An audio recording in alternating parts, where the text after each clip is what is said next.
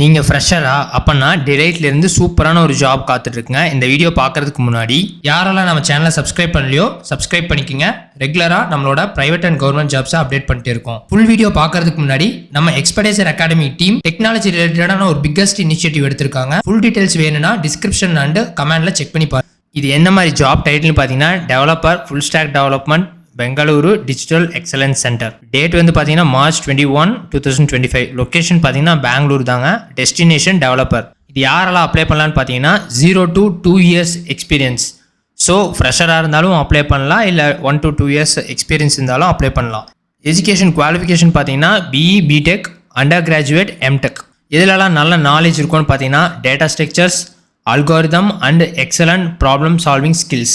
வேறு எதில் எக்ஸ்பீரியன்ஸ்டான சப்ஜெக்ட் இருக்கணும்னா Python, JavaScript, TypeScript and SQL. Demonstrator technical capability in developing application using any industry standard RDBMS NoSQL databases. Experience in JavaScript dialects like ES26 TypeScript. Experience in writing reusable, testable and efficient code. Design and implementation of low latency, high availability and performant applications. Implementation of securities and data protection best practice சொல்லிருக்காங்க. Hands-on experience and React.js, Node.js, Fast API frameworks.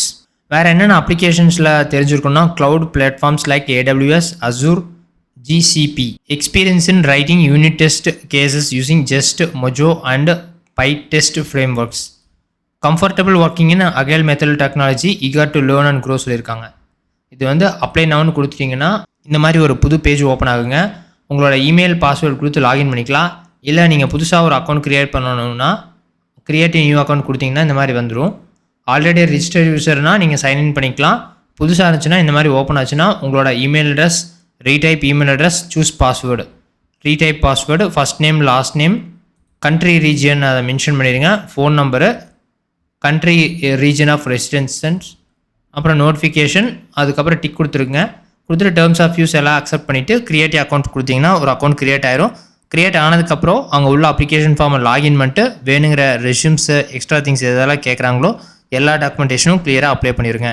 என்ன viewers, இந்த மாதிரி சூப்பரான job தெரிஞ்சுக்கணும் மறக்காமல் எங்களோட expertise ஜாபை subscribe பண்ணிக்கங்க. நன்றி.